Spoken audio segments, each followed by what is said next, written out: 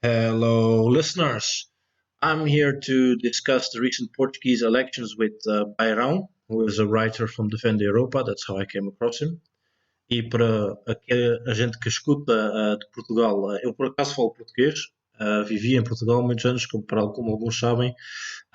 Portanto, eu tenho alguma ideia da política em Portugal, mas o Beirão sabe mais que eu. So, tell us a little bit about yourself to the listener, Beirão. Basically, I'm a 24-year-old Portuguese man from the center region, the Beira region, which is where my sort of nickname comes from, Beirão, from Beiras, me and my Anglophonisms. But I basically come from near the center of the country, almost the geodesic center of the country, which is a sort of conservative region, let's say like that, a very aging region. I came across Defend Europe last year ago through an Italian friend of mine, and he asked me to write a piece for Defend Europe about what meant to be Portuguese, and he was very fond of that piece. I basically gave my whole heart to it, and that's how I became a writer for Defend Europe. And I basically I write news about everywhere in Europe, but with a special focus on Iberia, which means basically Spain and Portugal. Yeah. You say conservative region in Portugal, so we're going to get right into the politics of Portugal. That's a very relative concept, isn't it? Conservative in Portugal. Nowadays it's a very relative concept. I would say that they were basically after our revolution or Carnation Revolution, which was a left-wing revolution. The country is split into the conservative north and center, which at the time they could be considered conservative. Right after the cut between the Estado Novo regime, the authoritarian regime, and the South, which is basically more socialist or even more communist. So, at the time, you had basically four main parties. Four main parties. You had the Socialist Party, Partido Socialista, yes, the short acronym. You had the Conservative Party, which many people these days call Conservative, which basically is the PSD or the Social Democrats. It's funny that your Conservative Party is a Social Democrat Party, which would be a left-wing party anywhere else. Exactly. That's how far left we are here. So, yeah. And then basically you have the CDS, which are the centrist Democrat Christians, which was basically until last Sunday the most right-wing party we had in the parliament. And you had the PCP, which was the Communist Party, which was very popular in the south. Nowadays, you have very different parliaments than you had right after the revolution, which had these four main parties.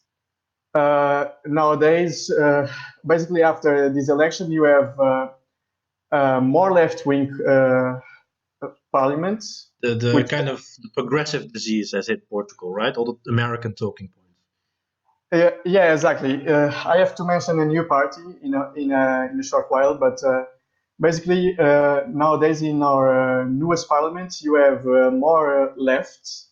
You have a new kind of left. You have less right, less conservative parties, and then you have a new kind of right. So basically, the new left. There was also a new player that came around in the mid 2000s, which was the Bloc de Esquerda, Left's Bloc Party, which they are basically what the American left defends, which are LGBT kind of stuff, pro-immigration, pro-minorities, all that stuff that the most left-wing Democrats defend, basically. But then, don't the communists and the socialists and the social democrats defend those things as well, or are they still more focused on economics? You could say basically that the communists are the most conservative kind of leftists. Yeah, yeah. Socially, they are the most conservative kind of leftists. Yeah. And in a way, they are dying out because their base is dying out. You had less 5 MPs, if I'm not sure, but yeah, less 5 MPs, these mandates, than you had the previous elections. Yeah, they lost 5 seats. Yes, about 5 or 6 seats around that. Oh yeah, they are the most conservative kind of leftist party. Then you have the socialists, which were somewhat midway between the bloc esquerda, left bloc. But they basically go along with the flow. They are sort of the center, but they go along with everything. So they are currently right now asking for racial quotas in the parliament, which was a main talking point. Yeah, main talking point by the left bloc, and now by the new party that came to the parliament, the Leave Party, which is basically they call themselves the real green left. But let's go still to another green party, which is the PAN party, which means pessoas, animais e natureza, people, animals and nature. We have a similar party here called Party for the Animals. Yeah. Yeah, they are the Greens. They are basically the party of the woman who has 40 cats and the vegans. They are basically the most urbanized party there is. They elected 3 more MPs this election. They only had 1 in the previous mandate. There is actually a very funny interview by one of the candidates by the Setúbal region, and she didn't know the program at all. She didn't know how much her party wanted to raise the minimum wage. So yeah, and she was elected anyway. So you can see the level of information that our electors have. Well, that's always the funny thing. But whenever you talk to a lot of these people about their own program, their own views, you go to these leftist protesters, Extinction Rebellion, you ask them about what they're actually protesting, what they want, what kind of program. They don't have any answers. They don't even really know. It's just a fun event to go, I don't know, fight the power, rah, rah. And it doesn't really, they don't really know what they're doing.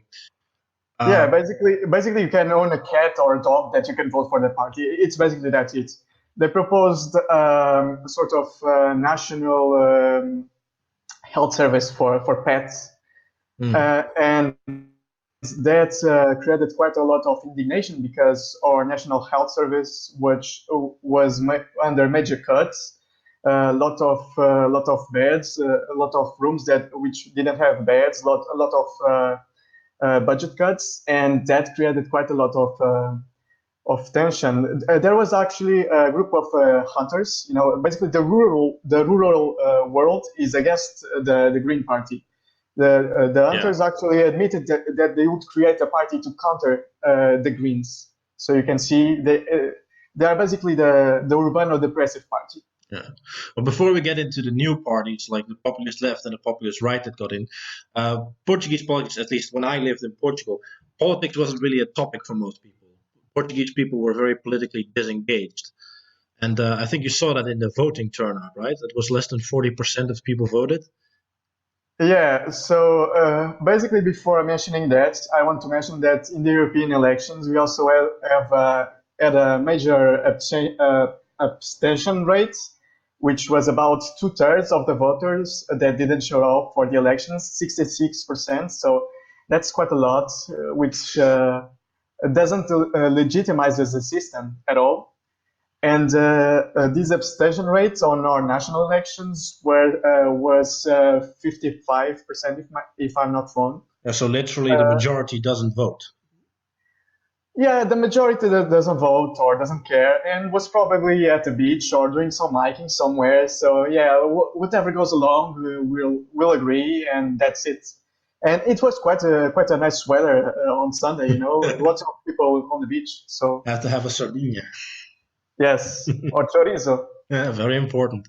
Yeah, no, that's my impression of Portuguese. They're kind of like where I live. The region where I've lived was farming countryside, and you still had donkey carts when I first arrived there, and people lived in houses that they had inherited from like 15 generations ago. And they were like they went to church. They didn't like homosexuals. They didn't like weird things. They were just normal people going about their lives, nothing weird. And when politics came up, some of them were a little bit leftist, or some of them were expressing like, "Oh, it was always better under Salazar." I always remember that.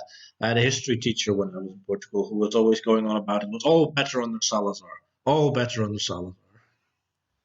Yeah, that's basically what old people usually say. Yeah, under Salazar, you could walk to the streets at night, or you could have basically the old currency. You could spend it on a whole week or something like that. Yeah, They are much more open about it. yeah, it's funny Uh, that. yeah, and basically the people who voted left these elections, and also the previous ones, were basically on economic conditions, economic grounds, because to counter the austerity measures.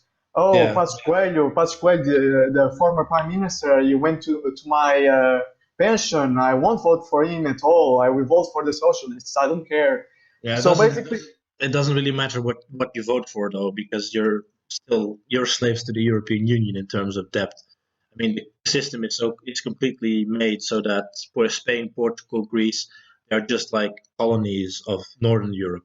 I remember, like when I was there, a friend of my father's wanted to buy a wharf to build ships in the area, and the corruption, of course, was pretty bad. The municipality wanted bribes and so on, but it was also just basic bad business dealing. So they bought up the wharf and they've shipped it all off to China. And that's how it went with the whole industry in most of Southern Europe. I remember in Portugal it was clothing industry, it was shipping, it was shoe manufacturing. That was all quite big before you entered the European Union, and that's all shipped off to the third world now. So the European Union has been disastrous for Portuguese economics in general. yes, yes, you can basically look at the outskirts of Lisbon to the town of Barreiro, which basically you could pretty much describe as a as a shithole, let's say like that. Yeah, it's all basically broken factories, formal industrial compounds. There was a lot of business going on in the region before entering the European Union. It's all basically degraded. Yeah. Our industry, we basically transitioned to a service economy from an industry economy pretty quick. Or entrepreneurs couldn't care at all. All what they care about now is tourists in Yeah. tourism. And it's So yeah, also a lot of Portuguese youth goes to Northern Europe to work, of course. So a lot of your innovative capacity and your labor goes away.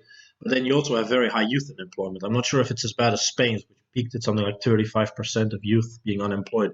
But it was pretty bad over there as well, I think, right? no, it's somewhere. It's pretty bad, but it's not as bad as Spain. I think it's somewhere. I didn't check the latest data, but I think it's around 20% right That's now. still bad. Yeah, it's still bad, but yeah, comparing to the most southern regions of Spain, I always like to see the glass half full. Comparing to Andalusia or Extremadura, it's a lot better. Yeah. And you still have some industrial jobs in the center region about the wood industry, timber industry. Yeah, yeah, eucalypt, Uh, yeah, paper factories. Yeah, which is yeah. great for the environment. All the No, forest fires. it's super awful. It's causing a lot of fires. But yeah, it's we have to admit it. It's still providing some jobs to the people. Yeah. Yeah, But it yes, is. Portuguese paper industry is one of the biggest in Europe. yeah. But well, no, we know that all of these policies are bad. But you notice that it's still like, well, you mentioned Andalusia. The people there vote left as well. Why do you think Portuguese people still vote predominantly for left? Because if you look at the recent results, it's like if you look at a map of the parliament, there's a very tiny little right wing of maybe 20 seats in total if you include all the right-wing parties, and all of the rest is left wing. But is it just habit? Why do you think that Portuguese people still vote so left wing? Wages and pensions here are pretty low. People are always thinking with their pockets first. So that's why they vote on the left. They don't care that much about social issues as long as it doesn't affect their families, of course. They like diversity as long as it's not on their doorstep. You know, the sort of boomer mindset. How bad But is yeah, diversity in Portugal? What's do you have any figures on or how wide is Portugal still? we don't have. That's actually a very good question. We don't have racial data or racial census. Actually, the woke left is pushing for a racial census on the next census in Really? 2021 to to push for quotas. That's odd. Uh, Usually they always oppose that. no, they figure that black people are not they are a visible minority in the public sphere, but they do not have quotas in college. They do not have quotas in public service. So that's why they are pushing for racial quotas, and this will actually bite them back in the future when eventually a nationalist party will rise like it did in the rest of the European countries. Yeah, it has to Um, get bad before it can get better, really. But can you make like a rough estimate? How much would you say? about diversity, yeah, I would say around 15%, around the same as Britain, because we have a very low birth rate, the lowest, one of the lowest in the world. Actually, we had a Dutch ads in the Yes, yes. Sintra Beach to celebrate our low birth rates. So yeah, as you can see, it's That pretty was bad here. embarrassing. Yeah. Yeah, and we basically kept the 10 million figure around since the 1980s. I think we reached 10 millions, and it actually always kept steady on that level. So yeah, it must be around somewhere between 15 and 20%. I would say. I think it's a good bet That around that that. seems high because well maybe it's Lisbon and Porto because in the countryside you don't see many foreigners in Portugal. Yeah, the countryside, what we actually have the most right now, it's basically Roma people, to say the Gypsies, yeah, politically, yeah, the politically correct term. yeah. And nowadays we are actually seeing a bigger wave of people of the southern Asian countries, from India, from Nepal, from Bangladesh, from those countries, because we are building a lot of dams to build greenhouses, and who's going to pick those kind of things? Crops. Oh, so you don't have Yeah, Mexicans, you've got Indians. exactly. Yeah, we have a lot of those right now in our southern regions, and also somewhere in our central regions. So yeah, as you can see, it's also getting diversified in the interior of the country. Oh. And your prime minister is also Indian, right? Or is it the Yeah, president? of course. No, it's the prime minister, and the prime minister actually promised more immigration during these elections, as if it were a good thing. Rough, Uh, good for the yes, economy and yes. so on, of course. That's funny. That's the funny thing because I know so many young Portuguese emigrate, and then you replace them with Indians as they come in, rather than promoting them to stay and work. Because I remember when I went to university there, when I went to school, I think about half of the boys from my class are now in like England, Belgium, Luxembourg, Switzerland. That's where they've all moved. They're not working in Portugal. Yeah, so as I said, the wages here are pretty low, and we probably would have lots of unemployed young people who don't have studies that would gladly work on those greenhouses in on those low skilled jobs. But unfortunately, uh, our bosses, let's say like that, don't want to raise the wages. So Hmm. that's why we are getting a lot more of immigration Keep the wages than down. yeah, to keep the wages down. Uh-uh. All right, so well, let's talk about these recent elections. And there were a few new parties. So you talked a little bit about Livre, and then there was the party which you could say is like our guys, right? Or like populism finally arrived in Portugal. Let's put it that way. What can you tell us Exactly. about them, about Chega? Let me just finish up with the Liberal Party. Okay. Basically, the Liberal Party was the very woke party. Was basically voted by the high class white people of Lisbon. You can check the maps. It's basically colored all in the rich areas of Lisbon, very central areas of Lisbon, and not the most diversified areas of our capital and surroundings. Of course. Yes, yes. The woman basically said that Europe is not white, and it's not a white man. Yeah, the party leader is a black woman, right? No, the party leader, it's a college historian, Rui Tavares. Mm-hmm. But the main candidate for Lisbon, it's the black woman, Joacine Catar Moreira. Mm-hmm. And she basically went to the European elections saying that Europe is not white, Europe is not from the white man, and things like that. And obviously the national media didn't show that speech because it would likely be very polemic. But here she toned down the beats. Her speech spoke only about racial quotas and equality, that sort of wonderful words that keep our champagne socialists going. And she was elected to the Lisbon district. About Chega. Chega is basically a 6-month-old party. Mm-hmm. They barely made it to the European elections.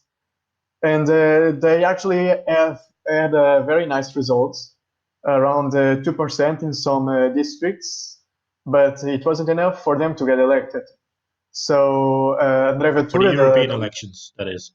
Yeah, for the European elections, for the European Parliament elections. What they are about? They are about anti-establishment, anti-system. Mm-hmm. They are anti-immigration. The party's leader basically said that he would turn down the UN migrations agreement and align himself politically with the Visegrad group countries, which basically is with the Eastern European migration policies. Mm-hmm. We don't have.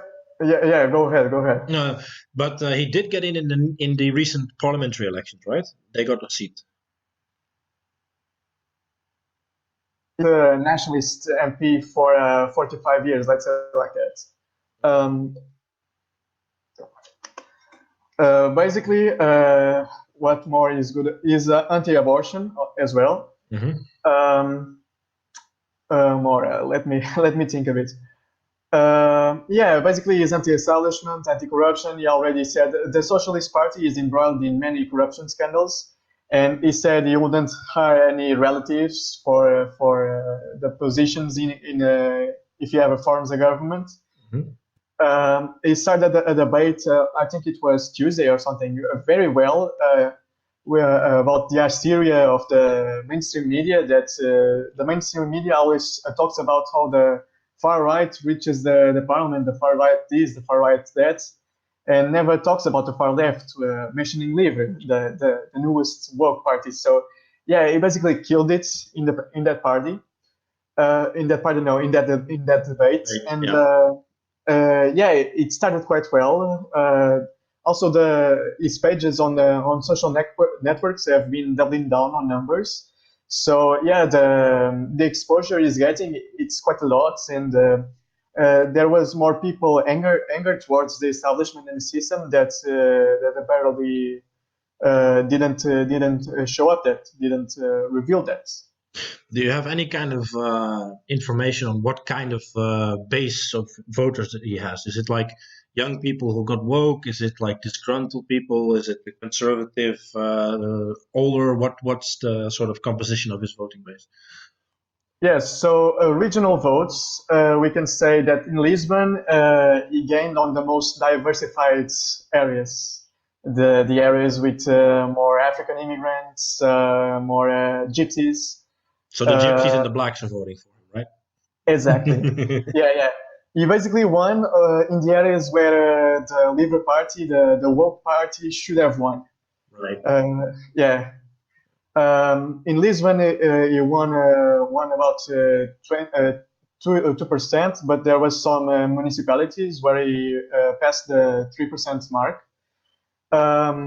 Basically, all people which are unhappy with the system, with the establishment, voted for them. we don't have that much data right now about ages, but we can figure that it's a bit of everything. For what I see on social networks, you see young people, you see old people. Outside of Lisbon, it had a lot of votes in the south. Which was the part you said that was more left-wing traditionally? Yeah, on the regions that were basically more communist, he had a lot of votes in there. So communists are defecting to Chega, you think? People say a lot that our South is communist, is left-wing. I don't think that our South is that much left-wing. I think our South is more reactionary. Our South has always been against the system, the main power in charge. See what I mean? So yeah, for what I see, the most communist regions, the most communist municipalities voted for his party. There was already some interesting reports by the mainstream media. They went to the municipality where it had the most high votes, and it's mainly old people there. And the old guys said that I voted for him for two reasons. First, because he's for Benfica, the football club. Yeah. And on second, because he's against gypsies. Because good. Yeah, he said it like that. Why? Because and then an old lady said that she thinks that people voted there a lot for Chega, for the party, because there are gypsies who win about 1,000 euros in subsidies, and people who work their whole lives only have a retirement or a pension of about 300 euros. So that they see that as something really unfair. There was a lot of anger about that. Do you want to get into the topic of gypsies a little bit? Because I can talk a little bit about gypsies in Portugal. Here in Northern Europe, most people have no experience with actual gypsies, like actual Roman gypsies. In as far that there have ever been any here in the Second World War, they all left. But when I went to school in Portugal, there was a gypsy camp, a squatter camp next to the school, and you always had like kids begging and so on. And the kids didn't go to school; they just stayed in the camp. They begged, they did shady stuff. All the kids who wanted to like smoke weed and stuff would buy it from the gypsies. And it's like legitimate squatter camps you still have in Portugal with gypsies in them. So yeah, you don't have that much nomadic gypsies right now. You have basically settled gypsies. They get all sorts of benefits and welfare from the state. Basically, they started receiving those welfares during the socialist regime, during the socialist government back some 20 years ago, during our current UN Secretary General Antonio Guterres. Started giving them lots of subsidies and welfare. They actually give subsidies for their children to go to school because their children usually didn't go to school. They still don't. Yeah, some of them still don't. Yeah, it's still very ingrained in their culture. Yeah. You also have some child rights in the communities as well. As you know, 13-year-olds, 14-year-olds. Forcibly being married, they win a lot of money on subsidies. There was actually a sort of fact checker which isn't that much good on fooling people, which said that gypsies only made part of 3.1% of the welfare beneficiaries. And then you look at the total population. And the population of gypsies in the country, and they are only 0.4%. So they are overrepresented in more than 10 times on welfare. So yeah, it basically went to them very wrong. They couldn't. They basically proved the point of the Chega's party. They're quite criminal as well, right? A lot of crime from gypsies, a lot of violent crime, especially. Yeah. You also have a lot of news, especially in the south, where it was voted the most for stabbing crimes, for shootings. Basically, not every week, but every 2 weeks or so, every month or so, always something coming up. Their arrest rate and their prison rate is also quite high. It's basically 10 times the size of their population. You also have the peculiarity when you see little ceramic frogs in the doorstep of business. It basically means that gypsies are not welcome there. So usually the gypsies are scared of frogs for some reason. Yeah, I don't know what it is, if it's something related to what they believe as magic or something like that, but they are scared of frogs. And if the shoe fits, whatever goes along. So if you are ever in Portugal, and especially in areas with more gypsies, pay attention to the little frogs in the shop fronts. They actually really are there, and they are there to keep gypsies out, because gypsies don't pay, gypsies are beggars, gypsies are violent. You don't want them in. Not great to be with actual gypsies. Yeah, you see them everywhere, in restaurants, even in pharmacies, or sometimes even in public buildings, in hospitals. I saw a report once that even in hospitals they had like that, because you have news of gypsies wanting to cut the line, or even beating up doctors, things like that. So yeah, even in hospitals, in public hospitals, you have that, and you're supposedly not allowed to discriminate any Portuguese citizen in the country. So you see. Yeah. I assume that what we're talking about here, that's all nowhere in the public discourse. It's all what we're talking about. It's all lies, and we're all making it up. And they're very kind people, and they're just being discriminated. Really. No, the media tries to basically make a taboo of that, but I think that the Overton women is that much shifted that there is no taboo at all about speaking about them. They have a very poor fame here, so yeah, there's basically no taboo about that. If you speak about that like that about African communities, you get some looks on you, but on gypsies there is basically no Overton window to cross that. It's like with Moroccans over here. Over here, the one group you can say anything you want about because everybody hates them is Moroccans. For very similar reasons. They're not beggars, but they are very violent and criminal and overrepresented in everything, subsidies to everything. Now, there was another party that, Initiativa Liberal, that was also started recently, right? Yeah. So there were basically these three new parties, which is what I found interesting, is you got a populist right-wing party, you got a very far-left progressive party, and you got sort of this cock-centrist liberal party. I'm not quite sure. Are they kind of trying to be like MAGA conservatives, or are they more left wing? No, they are basically very libertarian in the economic sense, but in the social sense, they are very, very left wing. Okay, so pro-gay marriage and everything.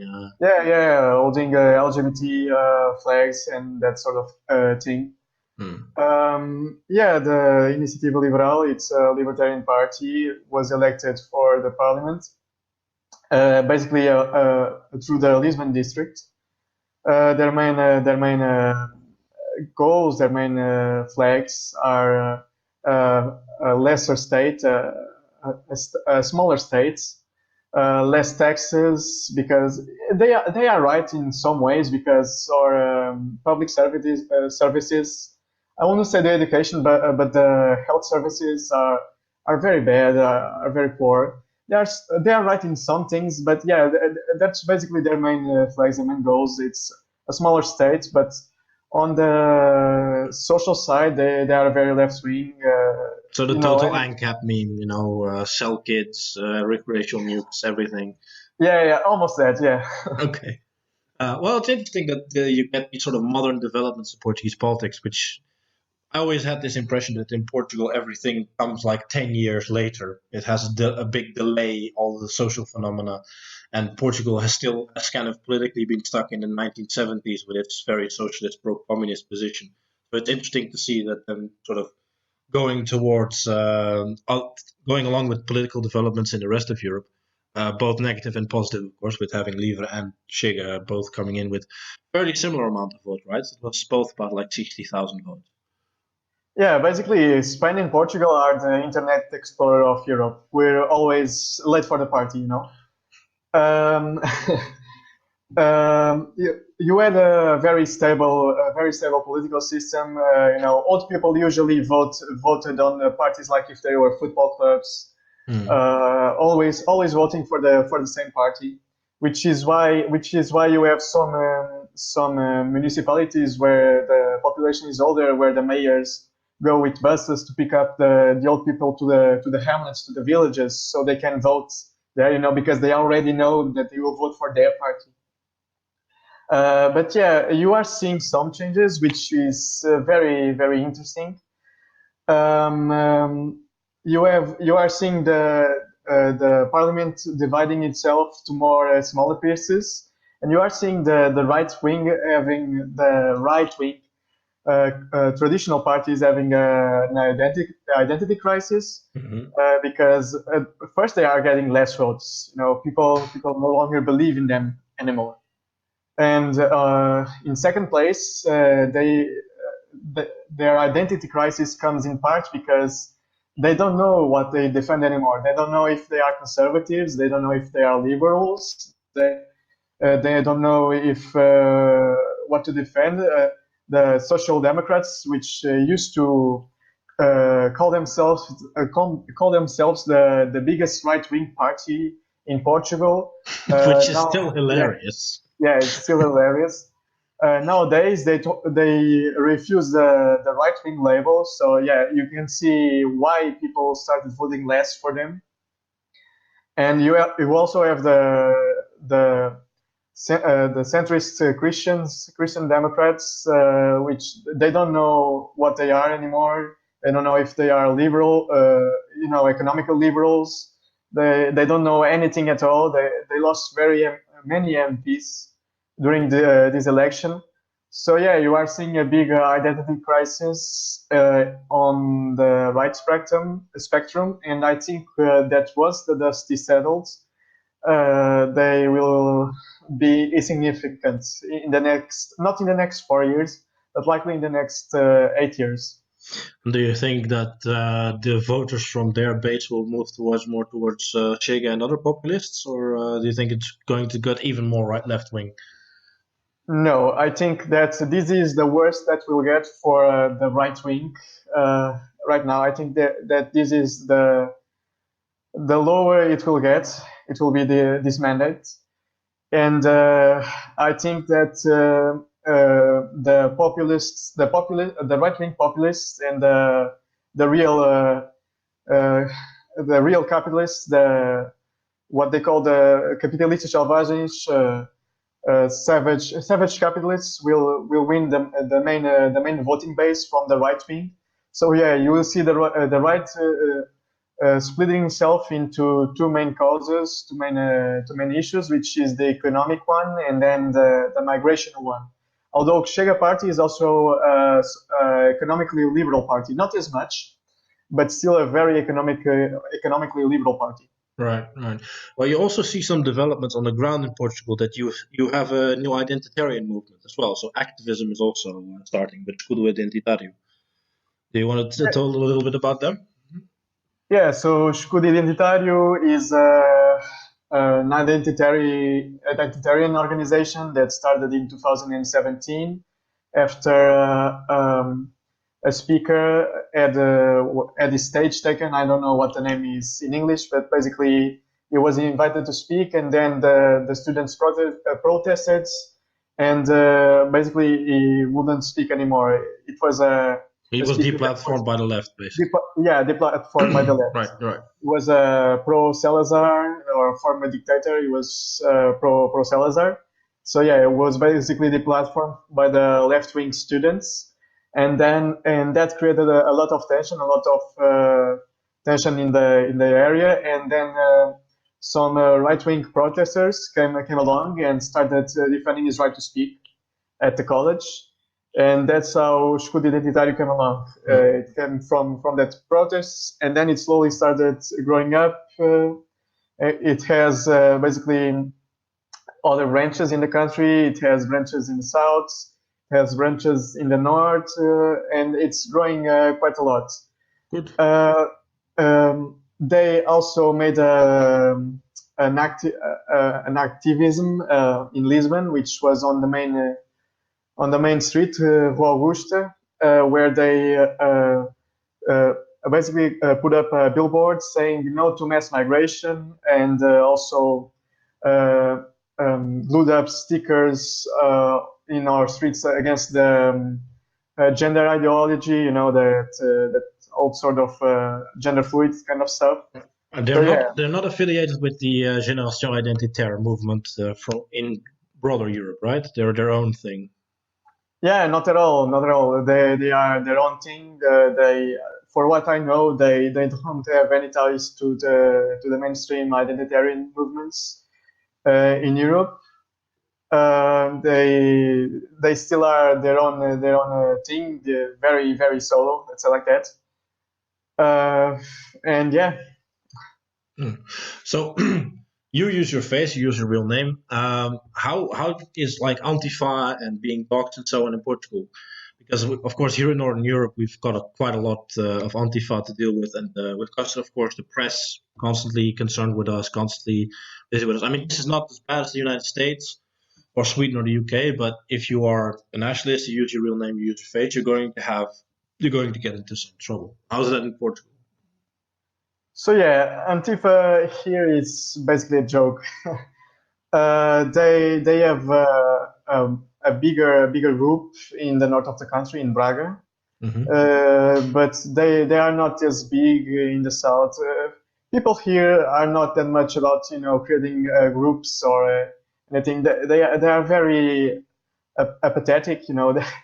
Yeah. They don't like to form a lot of groups here. They basically are stronger in the north of the country, and that's it. They're not a real concern here in the south or in the center at all. So nothing to worry about too much. And only the real far leftists care about what they say. So yeah.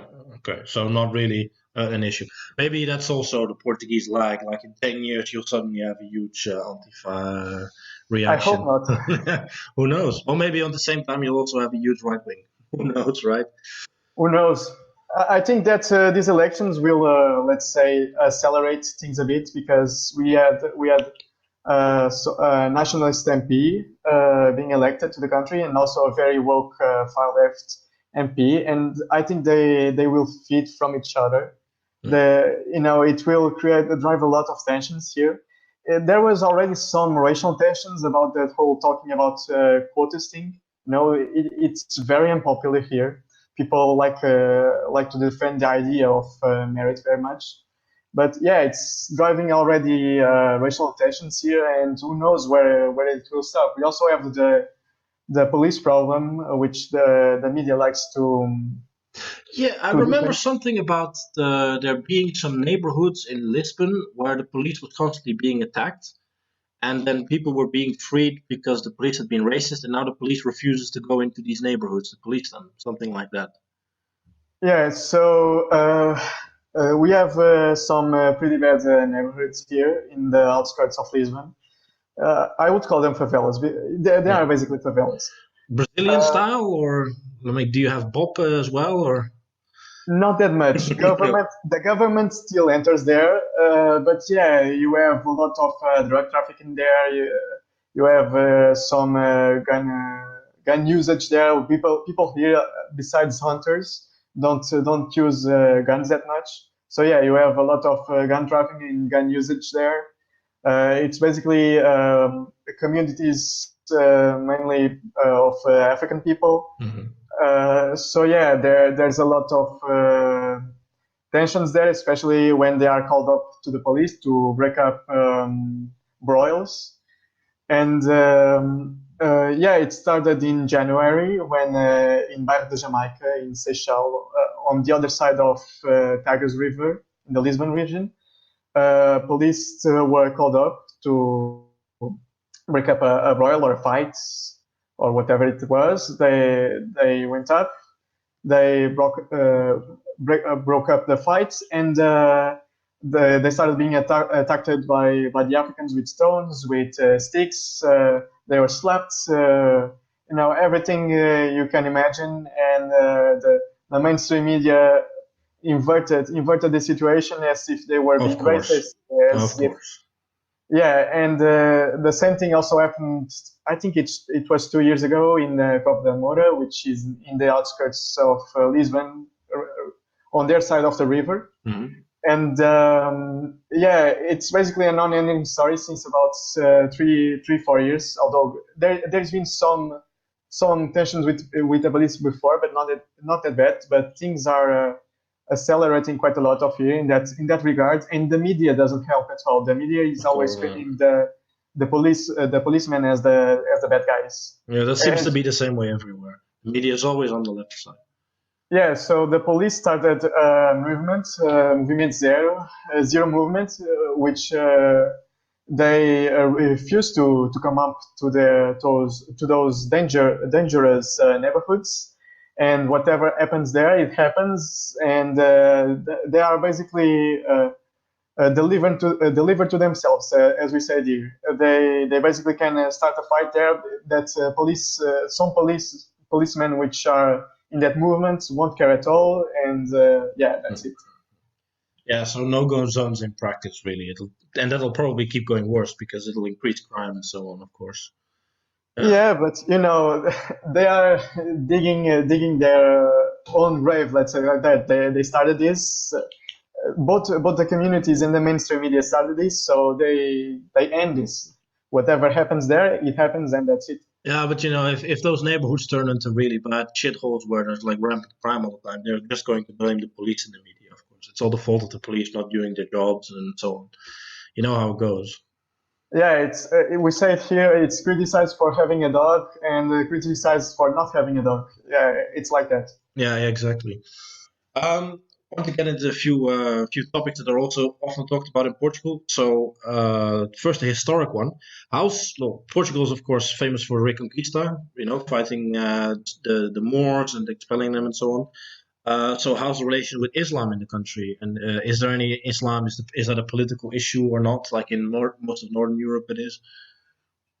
No, I would say that the Muslim community here it's quite small. It's about 50,000 people. Mm-hmm. Basically, a drop in the bucket. We have also a boomer nationalist party, which is PNR, Partido Nacional Renovador, and they keep constantly complaining about the Islamic invasion of Portugal. Mm-hmm. And they are here trying to convey those speeches by about 20 years, and weren't elected at all for this mandate, for this parliament. So yeah, as you can see, the anti-Islamic speech and the anti-Muslim speech here doesn't have quite a lot of success because we have a very small Muslim community. There's not really a mosque in every town like over here. Yeah, no. Our main migrant communities is the African ones, which result in the things that I already mentioned. We actually had some riots here after the police went to those neighborhoods. Mm-hmm. They smashed a lot of cars. They burnt a lot of beans and even a bus in Setúbal. But yeah, the anti-Muslim speech here doesn't stick that much. I guess you solved that issue 500 years ago. Yeah, we are starting to see some Muslims, but it's not that much. It's not that much here. Then another one is the meme of Portugal. Portuguese are not white, of course, because of the Moorish invasion. Now, I know that there is a sort of like, if you go from north to south, there is a noticeable sort of slow racial divide. What would you say about that? Yeah, I would respond to that the Portuguese are basically the same, almost the same ones that are here since 40,000 years ago. If you go through genetic studies, you can see that the Portuguese are a result of the main Paleolithic populations that arrived here since basically the dawn of time. That's why you see some people with more tan complexions. I'm from the center of the country. As you can see, I'm almost the color of the wall. The center and north is usually more. Well, but you could just be a Visigoth or a Frank, though. Who knows? I like genetic tests, but I don't trust them that much. No, you shouldn't do those tests. They keep your information, sell your information. It's not a good idea. I know, but it's too late already. Well, they are. Yeah, that's the But funny yeah, thing is the first Portuguese king was a Frank, of course, Henrique, and the Reconquista was started by Frankish knights. yeah, the Reconquista was started actually by Don Pelayo in Asturias. But Oh, yeah, right. Yeah. Okay. independence. Yeah. If you go further, but in Portugal, the Duchy of Portugal and so on. Yes. Our independence started in 1139 with the Declaration of Independence, and then it was recognized by the papacy about almost 40 years later in 179.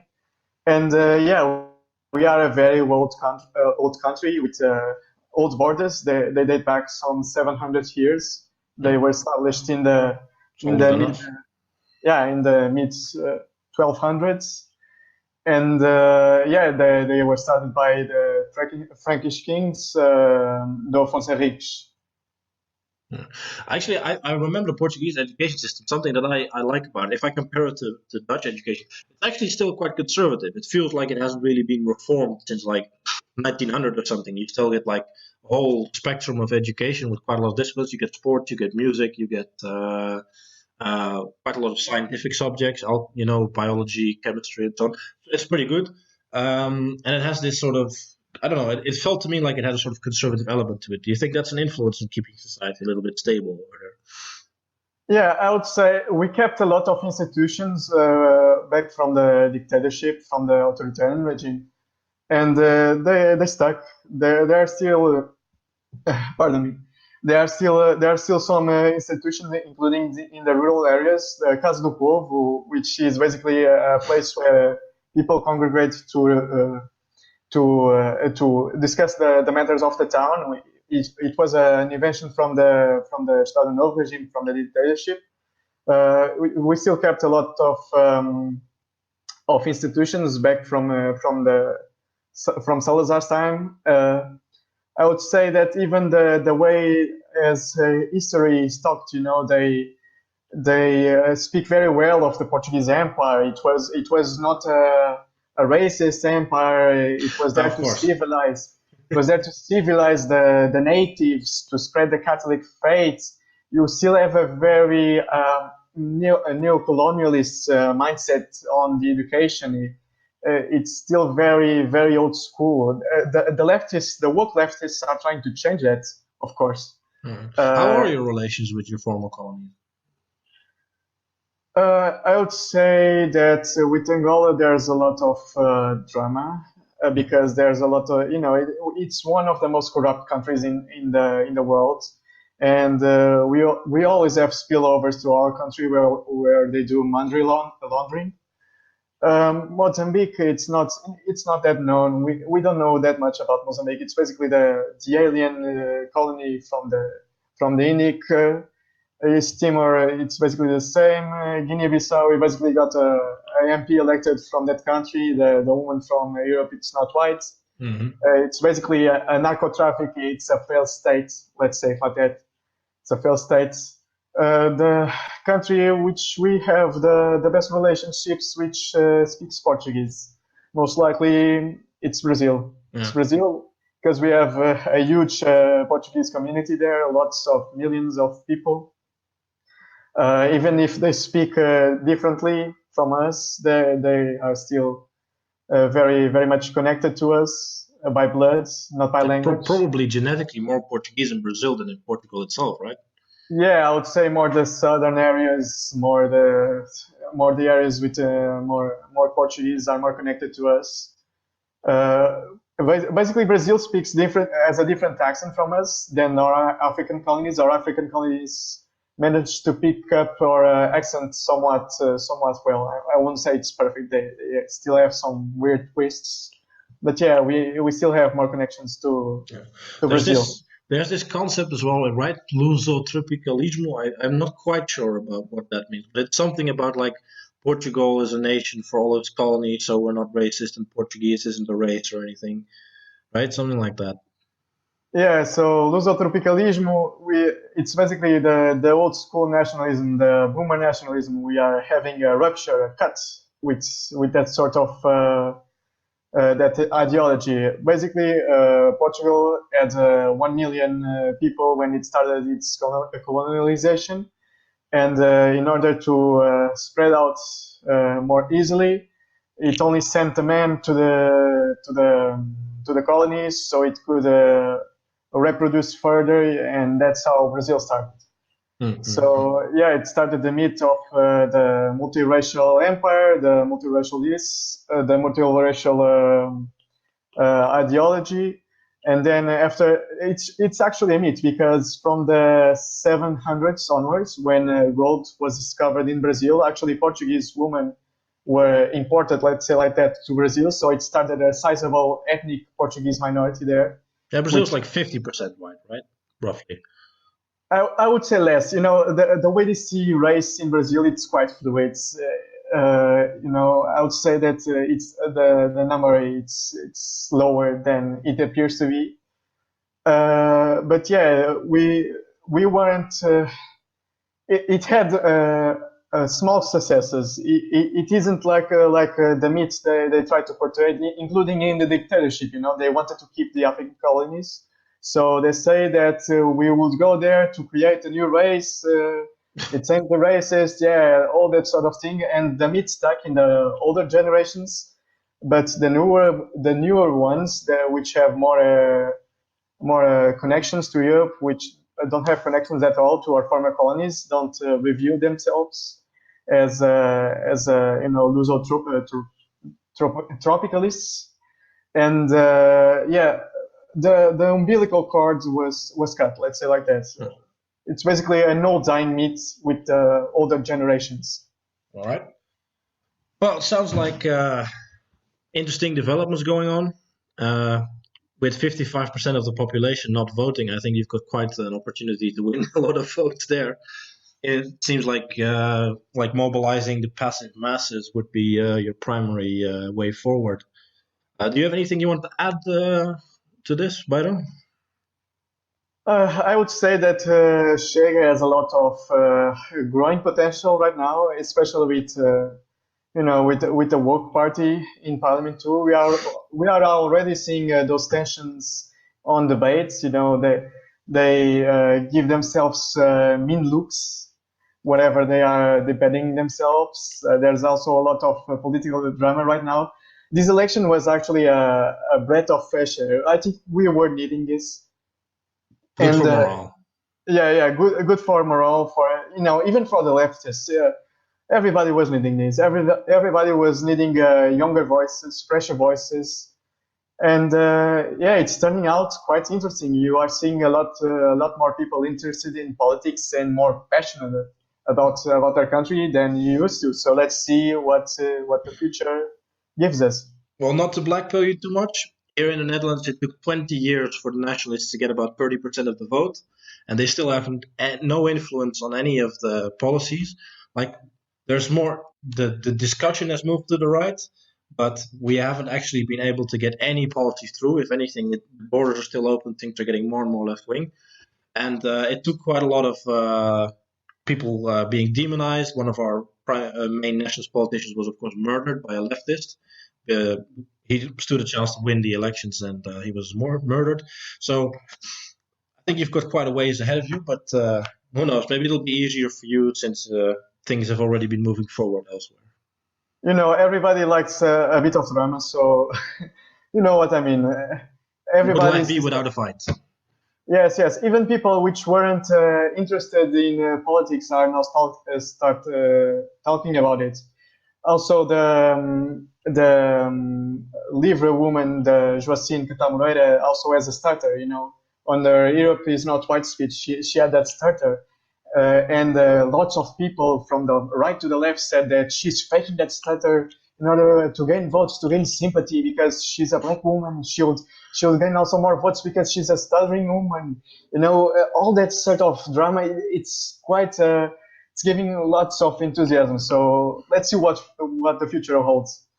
So you've got a literal disabled black woman in Portuguese parliament. Yeah, it's the wokest you can get here. It's the wokest you can get here.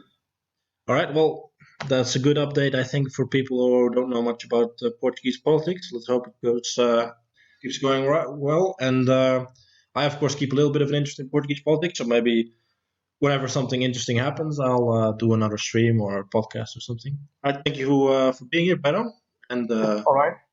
maybe next time in the future. Obrigado e até à próxima. Até a próxima.